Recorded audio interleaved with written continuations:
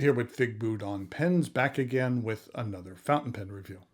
Today, I have for you a new release from Montegrappa, which is their latest addition to their lineup of pens celebrating all that is James Bond. This particular model is called the Goldfinger. What I'm going to do today is go over the parts and features of this interestingly themed pen, talk about what I care for and what I don't care for about it. I'll show some measurements, size comparisons, and provide a writing sample. Thanks go out to the good folks at Kenro, the U.S. distributors for Montegrappa, for providing this pen on loan for review. It arrives in this rather large box. Something that I noticed, the Montegrappa logo, the newer logo from the last couple of years, can be the same in either orientation. As part of my work, I deal with developing operational efficiency, and having a logo like that is very efficient. So it makes me smile, because just from an operational standpoint and a production standpoint, if you have something that flips like that, then let's say if you're putting this case on this box, then no matter what orientation it is, then it will be correct. So it's a little bit more efficient for the people putting this together. So like I said, things like that make me smile. Inside, we have the 007 logo on the box. And then inside of this box, we have this nice leatherette case. It's debossed with the James Bond 007 logo. The case unzips, and inside we have a few things.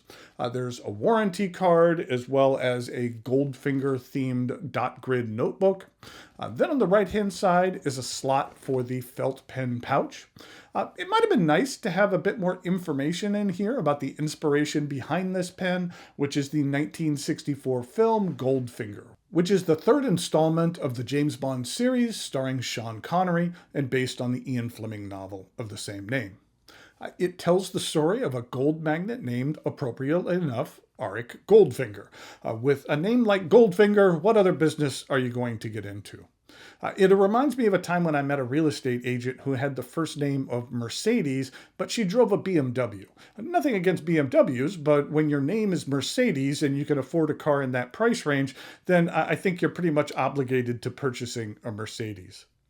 Well, in the film, Goldfinger plans to contaminate all of the U.S. gold stored in Fort Knox with radiation.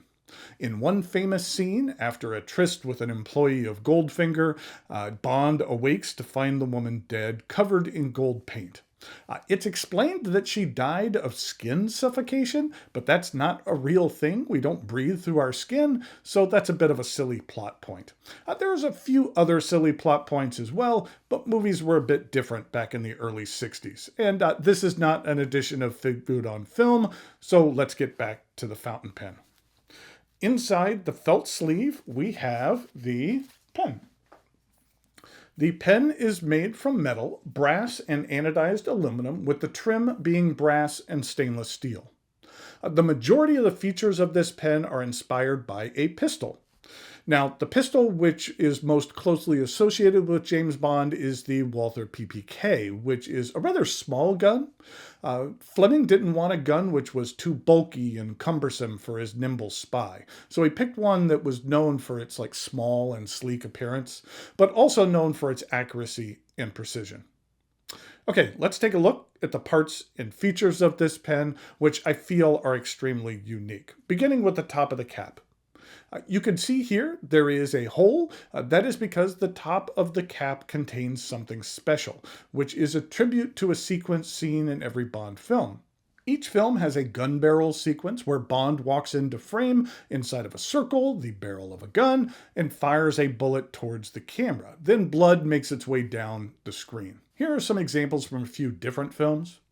Traditionally, at the beginning of each Bond film, there is the gun barrel scene, then an action-packed prologue, and then the opening credits. There have been a couple recent films, like Quantum of Solace and Skyfall, where the gun barrel scene is at the end of the film.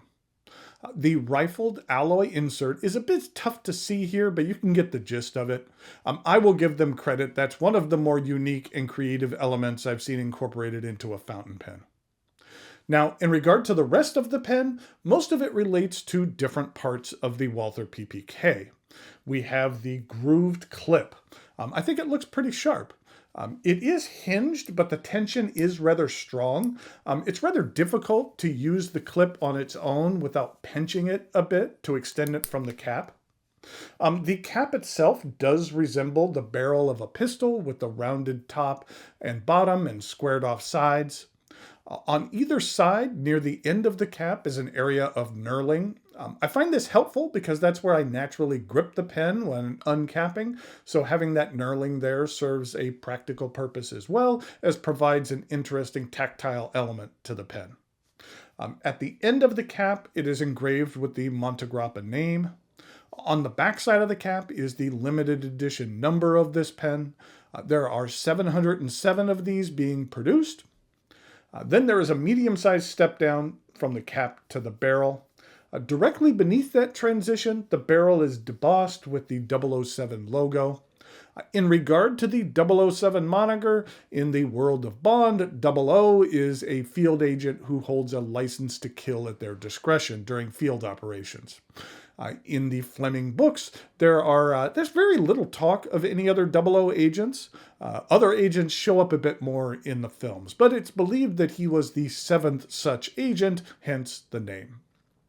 The Bond films tend to feature a special car each time out as well, but unfortunately, none of these cars have been Chitty Chitty Bang Bang. You see, Fleming also wrote that book. Okay, back to the pen. The barrel is straight, and the majority is covered in knurling.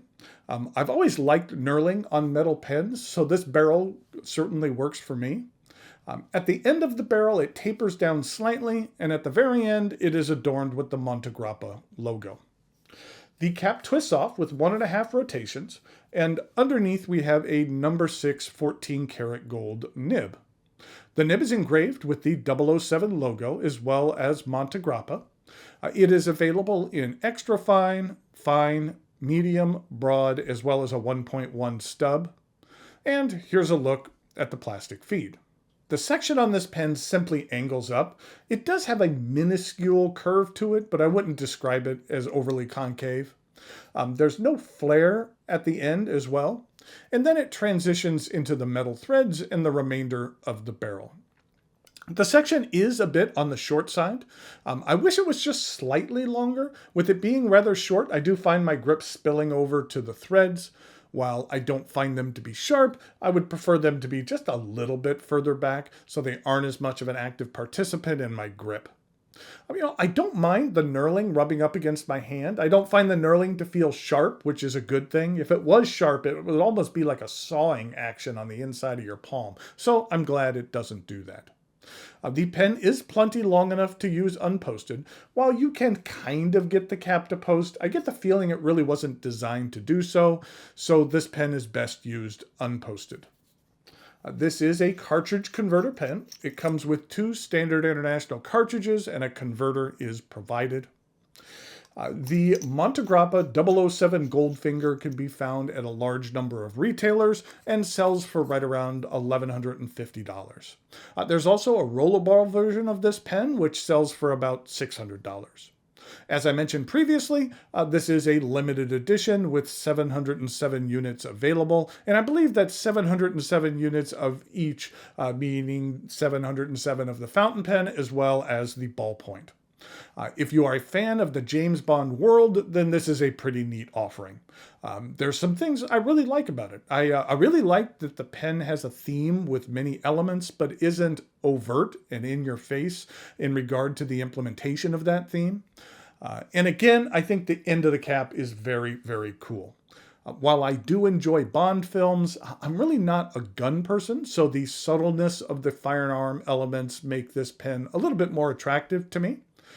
Bond might be disappointed in me, but I'm not really a martini guy either. I'm more of a Corona with lime kind of guy. Okay, now it is time for some measurements, size comparisons, and a writing sample.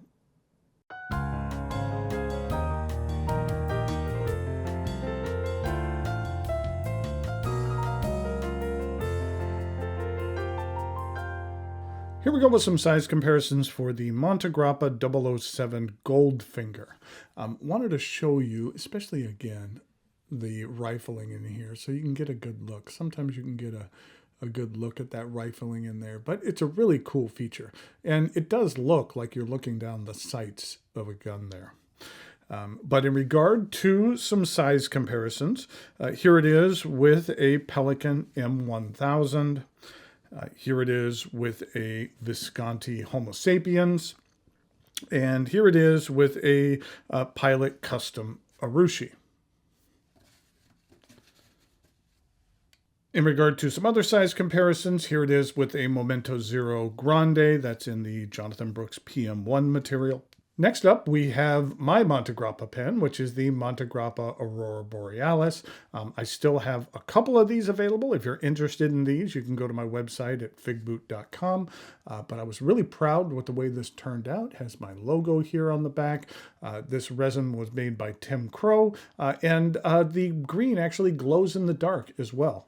It has some nice ruthenium trim to it, and I was really proud with how this particular model turned out. And then finally, we have a pen from Kilk. Since the Goldfinger is based on a movie or inspired by a movie, I thought I would have another pen inspired by movies in general, and this would be the Kilk Camera Laterna. It just has lots of really cool movie elements to it. I really like this finial that you can spin, that is the film reel there. That I had a real nice lunch the other day with a buddy by the name of Joe, and Joe happened to have a camera Laterna on him. So shout out to Joe in your camera Laterna. And that's what it looks like in comparison to the Montegrappa. In regard to some uncapped comparisons, here it is with the M1000 from Pelican, the Momento Zero Grande, as well as the Visconti Homo sapiens.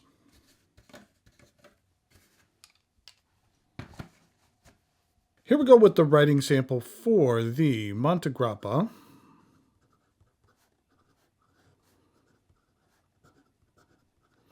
.007 Goldfinger.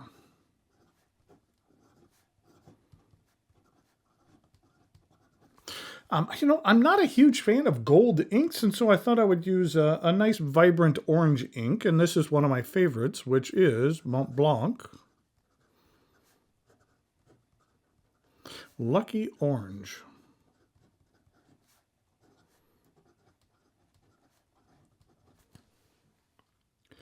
This is what the ink looks like. It just really pops. It's just one of my favorite orange inks and one of my favorite inks in general. This is what it looks like in comparison to another orange ink that's just slightly lighter, which is the Robert Oster Pen Addict Fire on Fire. And then here's something like the Leonardo Arancia Tarocco, which is another real vibrant orange ink. And here we go with the rest of the writing sample.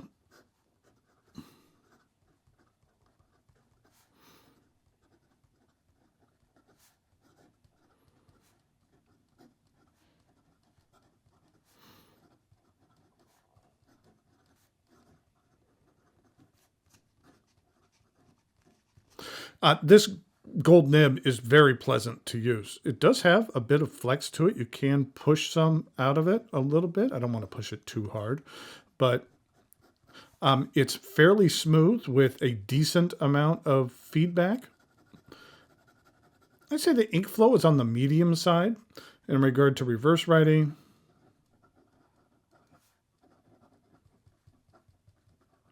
It does a good job of laying down an extra fine line. And in regard to some fast writing,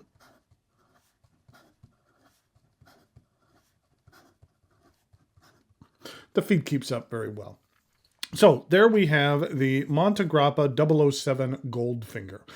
That, as I mentioned, that while I'm not into guns, I think that's an interestingly themed pen that basically holds true to the 007 theme. And if you are a fan of James Bond or 007 in general, then I think that it's something that would be worthwhile to add to your collection. Until next time, thanks for watching, and I'll talk to you later.